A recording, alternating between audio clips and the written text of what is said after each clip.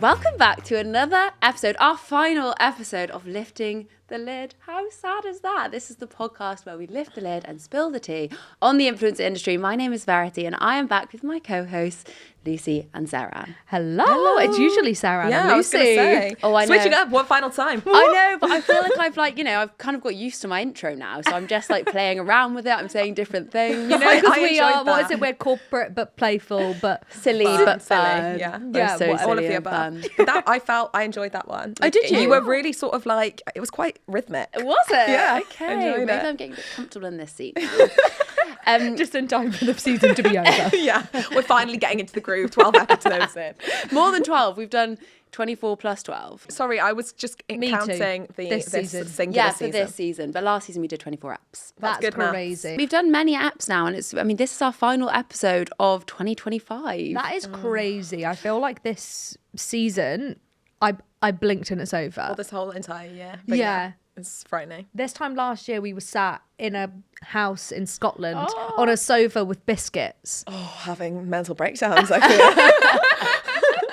Crying. Yeah, And quite this simply. year, I feel we're in a much better place. Yeah, I feel like that has come up quite a lot this season of us talking about how we're in a much better place, which is good. That is good. It's progress. The trauma of Q4 last year, so I'm pleased we're in a different So place. yeah, what are the main changes, do we think? I do think this year has gone so fast, but obviously the team has grown. Yes, so it's a big it's like part of we're it. in a better position for Q4 Yeah. than we were last year. Yeah. I think it's also- the team for sure. Yeah. Yeah. 100%. They're all just so amazing. Yeah. Basically. And I feel like there is one individual who I feel has made a big difference. Oh yes. Jen, we were giving her all the claps, all the snaps. Everyone was just raving about how incredible she is and how much of a difference she's phenomenal. made to everyone Yeah, in the yeah, team. yeah. Because she's agree. working with everyone, Yeah. it's made a big difference from that perspective because Yeah. everyone's got that little bit extra support. Yeah. I actually think that introduction of having an intern has been really, really good in terms of it's really fun to be able to invite someone into the industry who's had literally zero experience. Yeah. And I actually think that next year that will be something that we invest in more. It's really nice being able to bring someone in and teach them our specific ways of working. And I feel like Jen's such a great example of that because she's come in, she's picked it up all so easily, so quickly. She's worked across all of the talent. Yeah. Yeah. And she's got the perfect attitude as well of I'll give it a go. Yeah. I'll see what happens. And I think that's although I didn't come to TBH as an intern, but I'd never had another job before. So it was I guess kind of a similar situation. It's my first experience having a job and being able to come in somewhere and just get stuck in and get involved in everything. I think that's really what Jen's done, and that's what this intern position has really given someone the opportunity to do, which is so cool. Really cool. And particularly during the time, which is Q4, which is the busiest, which is why specifically in my head, I was having Jen has been so helpful because during this period, we actually need that extra, really do need that extra support. So the managers can manage and they have the support they need. So I think that has been why that Q4 element has really helped. Also, I feel like that is actually the perfect time to hire an intern in Q4 because obviously they've just graduated. Yeah. So I feel as in from uni, if you've gone to uni, obviously I'm not saying they'd have to go to uni, but if you're following You're that right. life path, it's actually the perfect time to apply. Yeah. When I left Yeah, uni, you're I was right. applying for internships in August, September time, ready to go dive in. Diving in. Yeah, exactly. And so I think that is something we'll definitely look to do in 2026. Yeah. Intern for Q4, really allow the business to bring in people who have had no experience, but actually wanting to get wide experience across the business, work across everyone, and then hopefully maybe get a long-term position the following year. Yeah, 2027. 2027. Oh wait, I thought you were saying next year was 2027. No, yeah. I felt a bit sick there. 2026. I mean, Yes. I was sending voice notes to my talent this morning and I was yeah, and then we're going to have our end of year meeting and I'm so excited to chat about what we're going to do in 2025. And I was no, 6. I still haven't digested that 2025's happened. But I'm excited to have our end of year meetings with the talent, all catch up on everything. I know you're doing yours in the new year because you're obviously off to New York, baby. New York. But yeah, it's just nice to wrap everything up or start the year on a fresh. Just good vibes on the roster all round. And also the roster's grown and changed so much since this time last year, which is so cool. Like so many nice, new, fun talent, and lots of who we met in real life for the first time at TBH IRL. Yeah, which has been so fun. I'm also excited to clear out Monday boards. Yeah, I'm so excited to like organise everything. Like I feel like the week before Christmas is just prime tidying up, organisation time. Like I keep wanting to do it now, but I need to hold back. Yeah, I know what you mean, because it's just like, it's that fresh, clean slate. Yeah. And also get a really good feel of what's happened with the numbers this year. Because then it'll be like, okay, that is actually how we've compared 2025 compared with 2024, and we've got like those final figures. Yeah, so nice. And I'm excited for like all the projecty stuff that we've been saying, we're going to do it, to actually do it in January. So we're actually going to circle back in Jan. So one of Sophia's friends, who is an avid listener of the podcast and has listened since the first episode and has listened to all of the episodes, said to Sophia that she had noticed in season 2 and all of this series how Seran's confidence had grown. And funny. I just thought that was so No, nice. it is. No, it's that's very nice. lovely. I I'm proud of you, appreciate that. Seran. Thank you. But I think it's nice because it's I amazing. wouldn't say that's something, like when she said it, I'm like, yeah, I can see that. But I wouldn't say it's something that I would have immediately noticed, I guess, because I speak to you every single day. Yeah. So it's hard for me to be like, oh yeah, her confidence has changed. Yeah, no, I get that. I also think like I'm not particularly shy. I just hate being in front of a camera. Yeah. Like that, I think that's it. It's like I am camera shy, but I'm not like necessarily quiet or shy in real life. Agree. So I think that's maybe like the weird thing, but I appreciate that. I think it's nice. Like it's been good to push myself out of my comfort zone. Yeah, so our team's grown, our roster's grown, and along with that has come additional policies, which sounds really boring. The HR has grown. Yeah, It the really HR has. has grown, it's developed. We couldn't just be the three of us just winging it forever. Like we actually had to write some things down. Yeah.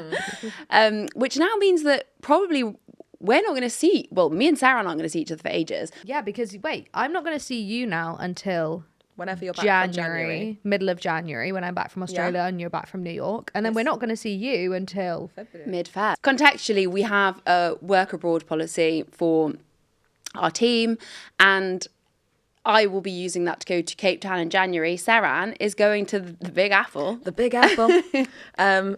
Throughout December, which I'm so excited about.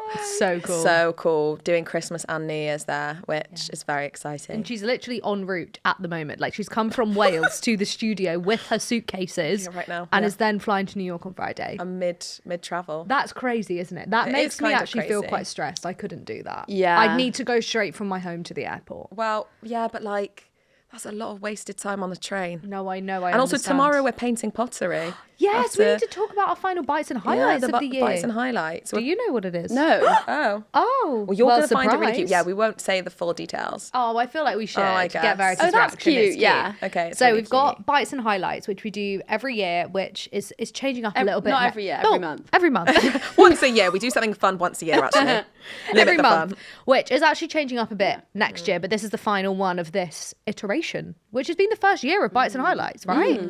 Yeah. I think we we've done introduced- 12 yeah, months officially. of things. It's the final month, because December's too busy, of bites and highlights, and we are doing, after we finish on Thursday, we have ordered, well, it's actually Kira's idea. Yeah. We've got the sets from the making box, and we are going to be painting mugs and matching coasters to have on our desks in the office, and we're going to get mulled wine and nibbles from M&S. Popcorn and salad. play Christmas music. Yay! No. Also, Kira had no idea. How weird is that? No. Yeah. She had no idea of the connection. So for context, the Making Box weird. is the most incredible account, and I found it and said to Verity, "Oh my gosh, I follow this girl. She's amazing." And Verity was like, "That's literally my best friend. I was her maid of honor." And now Kira has done the exact same thing. Kit has released this set with Potted. Well done. And She is my best friend. yeah, well done, gold star to you. And Kira was like, "Oh, I think we should do this thing. Like, I found it with potted, blah blah blah." And I was like, "That's literally Verity's friend," and she had no idea. And it's So all in the office. weird. You can see it today. I love that so much. That I'm is so so excited. cute. And Oh with my God, I some can't wait mulled to tell wine Kit. and snacks and Christmas music in the office. How cute is that going to be? Oh my God, no. That is too much for So me to wear actually bear. clothes that are friendly for maybe getting paint on tomorrow. Okay, fine, yeah. Don't wear your newest, most favourite clothes. So yeah, should we talk a little bit about plans for 2026? Let's do it. I would say in terms of team growth, last year we went into 2025 with quite ambitious plans for immediate team growth. Yeah. I would say next year we're really planning, because we've got a new starter on the 1st of December. I think our main focus is going to be settling everyone in, making sure everyone's embedded and really comfortable and working really well together. I think, like we just discussed, 2026 Q4 intern is probably 90% going to happen. But other than that, I'd say no immediate plans for growth. There is one position which I want to hire for.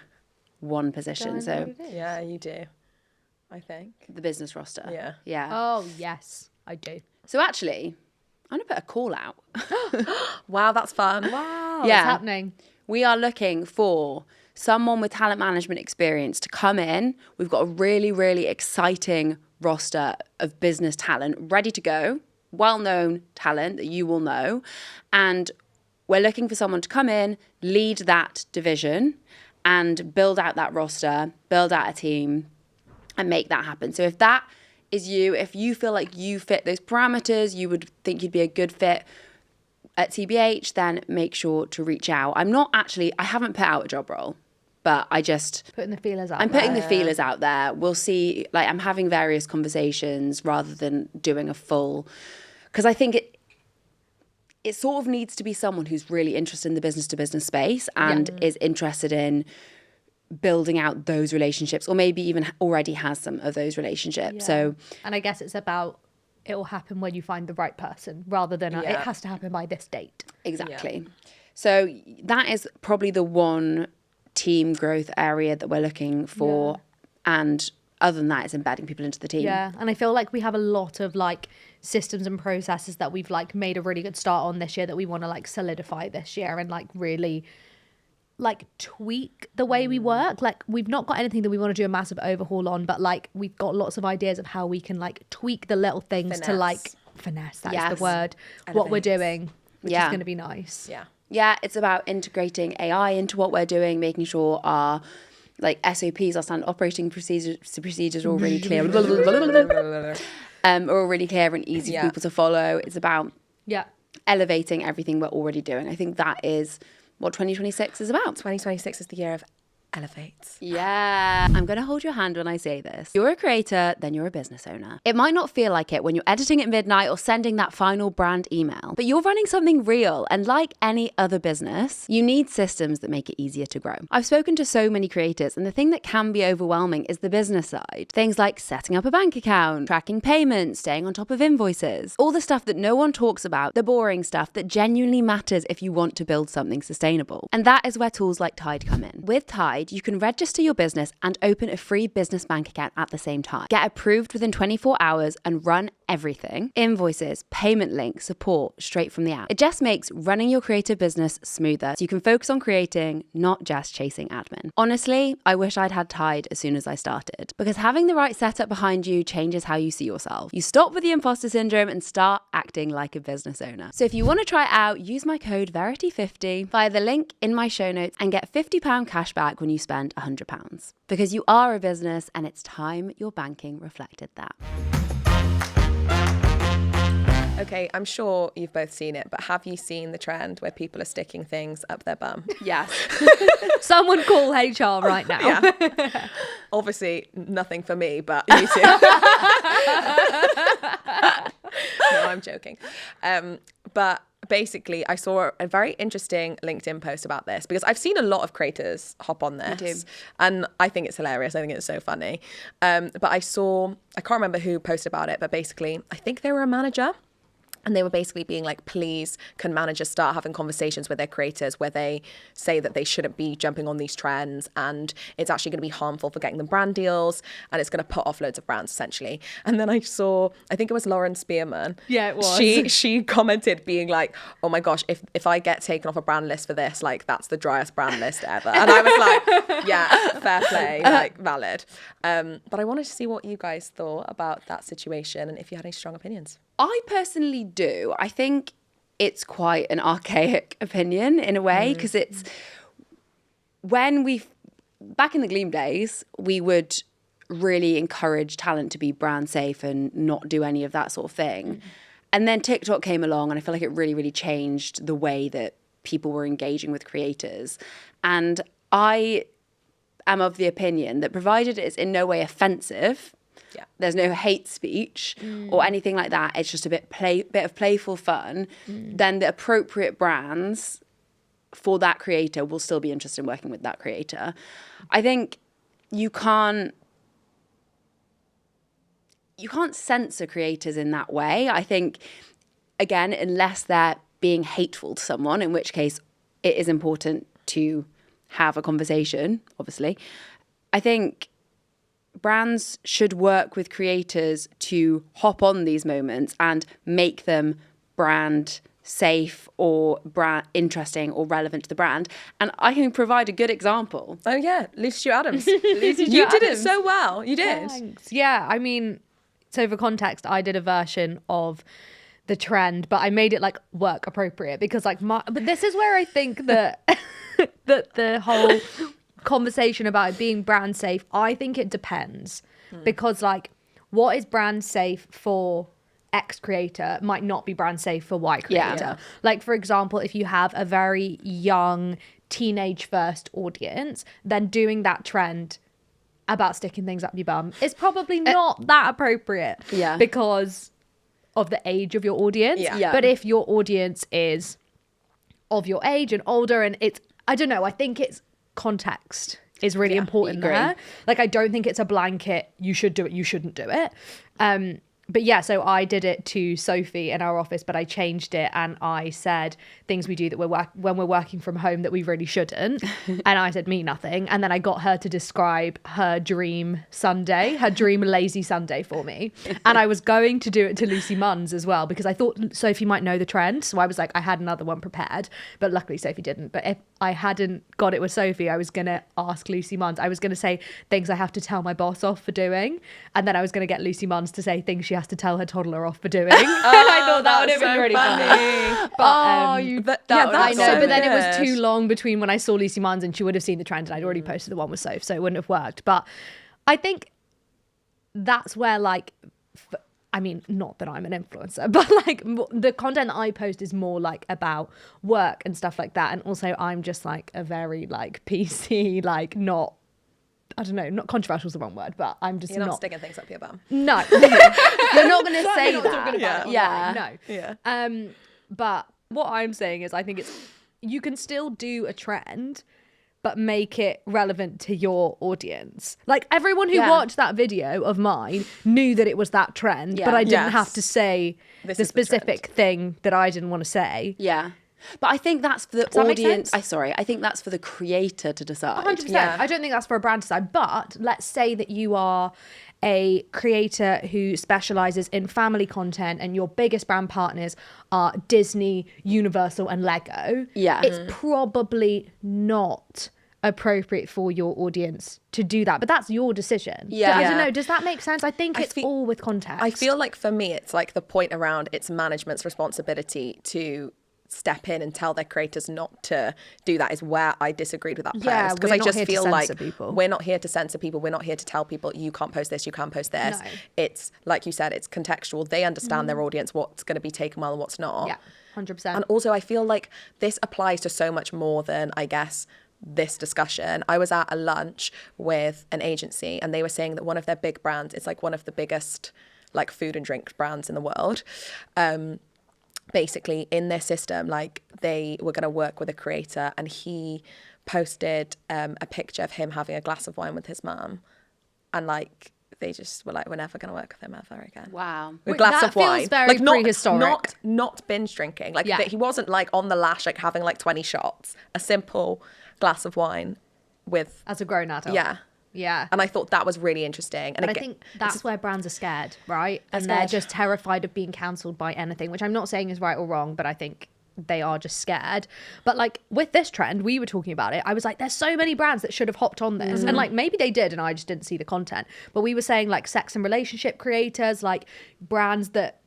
Also, like Specsavers, I don't know why, but I see them do something really funny with that. Like, because or like they always... Ryanair doing something, like talking about things that you have in your carry-on luggage. Like, I don't know, like there's so many brands that could have jumped on it and it could have been really funny. And it's like, this trend is just one example. There's so many trends, but like, Yeah, I think it all depends on the context of who your brand partners are, what your content is, and at the end of the day, you know your audience best, and it's what you feel comfortable posting, right? Yeah, like there were some of our creators who did jump on it, and I wouldn't be concerned about their brand partners. No, not at all. But then there's actually certain creators on our roster who, like, for example, chatted to me and were like, "Oh, this trend's so funny," but like, I'm not going to post it because it doesn't feel right for my audience. Like, absolutely fine. You can recognize. It's like every style of video isn't right for every creator, right? It's like just because a dance is trending doesn't mean that you're going to post it because it's not right for your audience. I feel like it's better to hop on something where like you can actually meaningfully add to something. Yeah. Meaningfully, like I meaningfully added to the dress. Sticking stuff up your ass. But do you know what I mean? It needs to be good. Don't just do it for the sake of it. Yeah, exactly. Jump on something. Yeah. I feel like creators know Yeah. inherently what their audience is going to 100%. say yes or like or not like. And I think it's hard because when it's a bigger, more like heritage brand, they will have so much more red tape. So yes, maybe doing that video will stop you from working with them, but it's not going to stop you from working with like agile, young, fun brands. Yeah. But also it might only stop you for a certain amount of time. Yeah, like I had a creator once who posted something and it wasn't bad or anything. It was just a video that they posted organically, and a brand we were talking to called me and was like, "Hey, like they've just posted this. Like we probably won't work with them for like a month, but we'll come back in 2 months." Yeah. And we're like, "All right, okay, that's fine." Like it's not forever. No. Like it's not that deep. I mean, the internet is very quick. It's very fast paced. Yeah. I think something that is really important to consider when you're deciding whether to hop on these sorts of trends or not is where you want to be in the long run. Because I think if you want to be a children's TV presenter in the future, then you shouldn't be jumping on a trend with that sort of vibe. But if you worked with adult brands, then naturally you're not going to worry about that.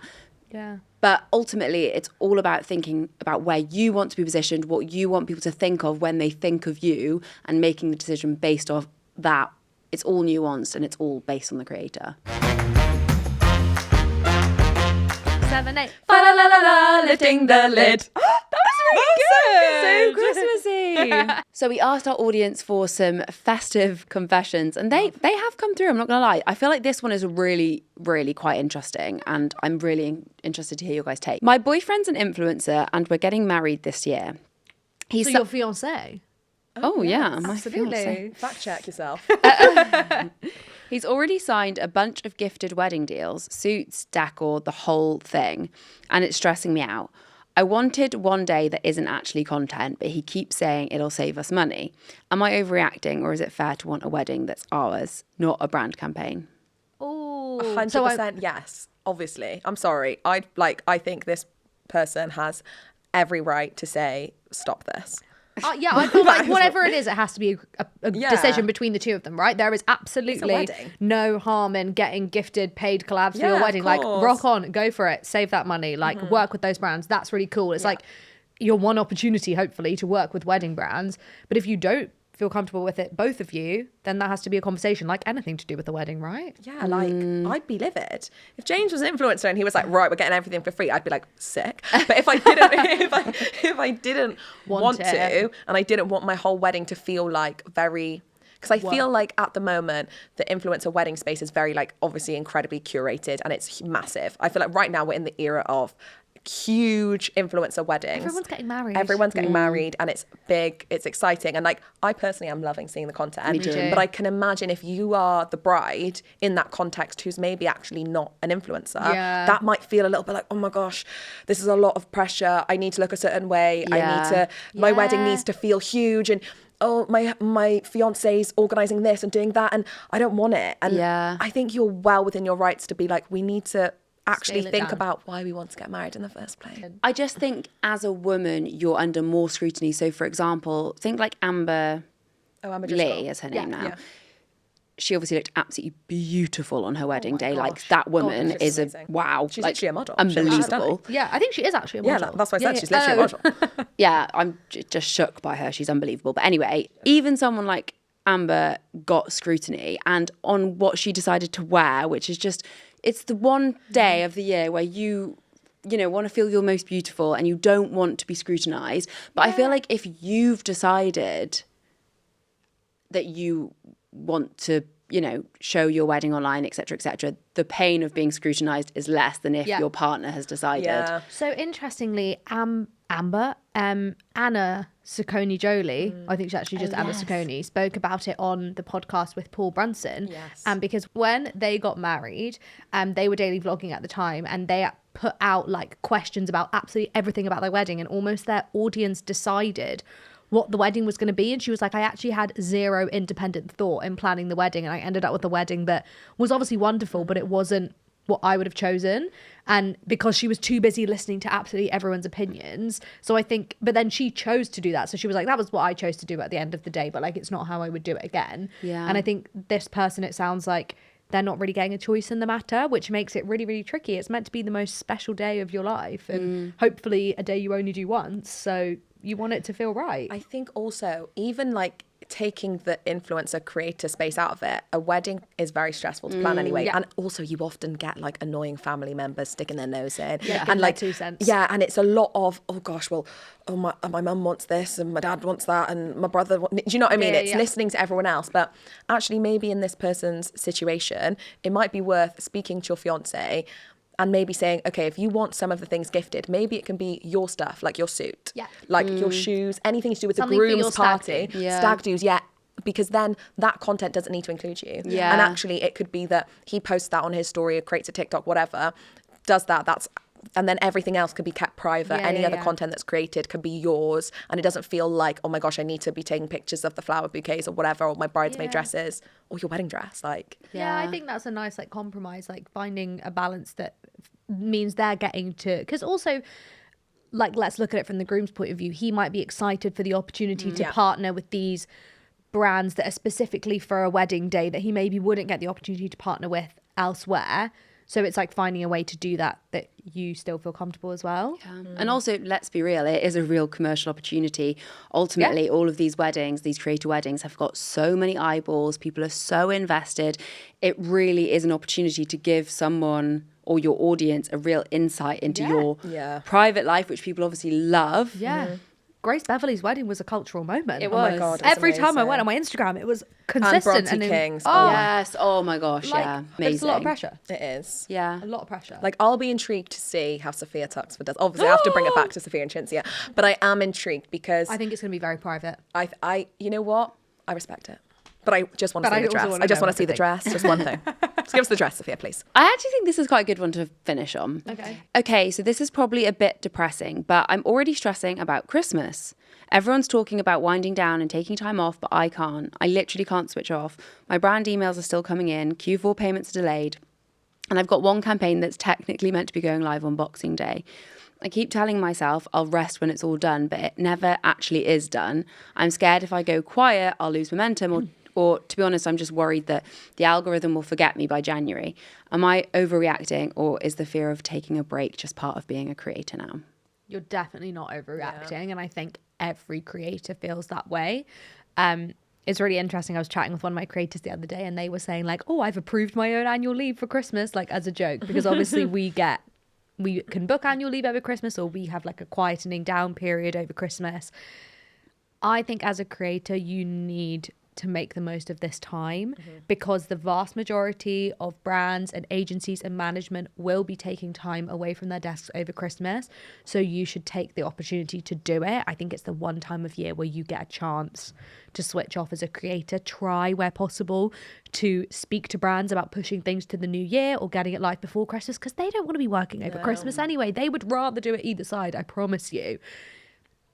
And yeah, I don't think you're overreacting at all, but I think try and speak to people you're working with, figure out how you can work it, and almost word it like you're doing them a favor. Like, would love to find a way to get this all wrapped ahead of Christmas or circle back in the new year so we can all take a well-deserved break over Christmas. And put an out of office on. I feel like if you're self-managed, put an out of office on. If you're self-managed and there needs to be a campaign that goes live on Boxing Day, for example, then if you're going to be away from emails, make a group chat with that brand rep. Like, keep everything on WhatsApp or however you speak to brands on Messenger, and just make sure to actually step away from email. So you're only speaking about the super urgent brand deals that are happening. And if you haven't already, like, put everything in your calendar, figure out what actually needs to be going live when, so then you can maybe feel a little bit more in control. Because I think when you've got a flurry of emails and no system and no kind of understanding of what's actually happening, I think things get a little bit Yeah. And set expectations as well. I think like saying,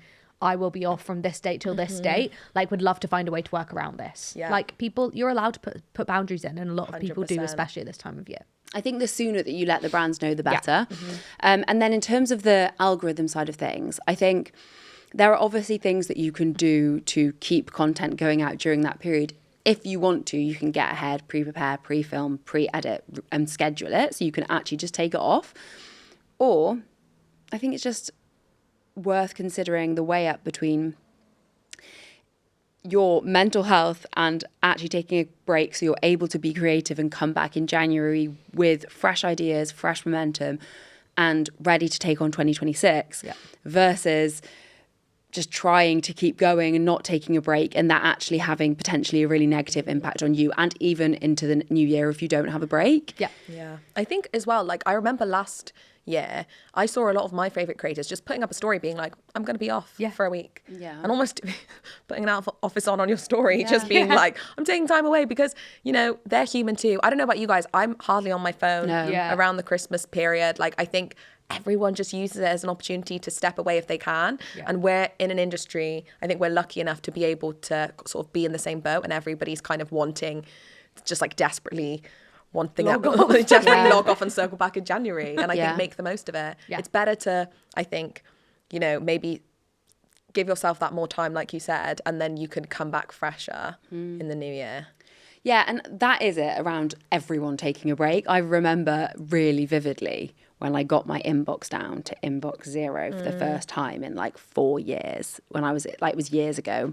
And I remember being sat there like, I've just hit inbox 0. Like, that feeling is just beyond. That's Merry Christmas. Yeah. That is Christmas joy. It really is. Euphoric. Like, it's insane. And that is what your brand partners will be doing. So make the most of the time. Yeah. Have a enjoy, rest. like literally enjoy it. It's Turn your phone the off. most wonderful time of the year, guys. It is. It really It's is. the most wonderful time of the year. Just be careful in the run up to Christmas not to overdo it, not to burn yourself out entirely when you're trying to get all these campaigns wrapped.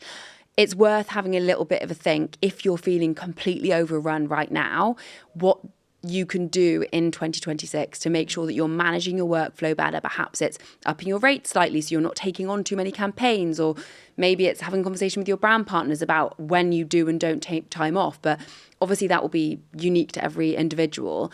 And actually, when you take time off, creativity will come, clarity will come, and you'll be able to make better decisions going into 2026. And if you are in the goal setting mood, we did do a whole episode in January of this year, so January 2025, all about how to set your goals for the year, and everything will still stand, so make sure to go and check that out. So it is officially a week to Christmas when this comes out. That is crazy. So we hope you have the best Christmas ever. We hope you look after yourself. 2026 is going to be your year. If you haven't already, make sure to read my Substacks all about how to make 2026 your best creator year yet. By this point, they would have all come out. And Merry Christmas. Thank you so much for listening. Merry Christmas. Happy New Year. Yeah, Feliz Navidad. Nathalie Shawen. How many other languages? Blwyddyn newydd dda. So that is a wrap on Lifting the Lid Season 2. And it's been so fun, guys. Go team! We may or may not see you in 2026. Well, you know what they say, third time's a charm. If you think it's been good this time, it might be even better next time. Make sure to comment below if you want us to come back for a third season. So for one final time this season, make sure to like, follow, subscribe wherever you get your podcasts. You can also follow us on socials. Just search at Lifting the Lid Pod. And you can watch us on Spotify or YouTube. You did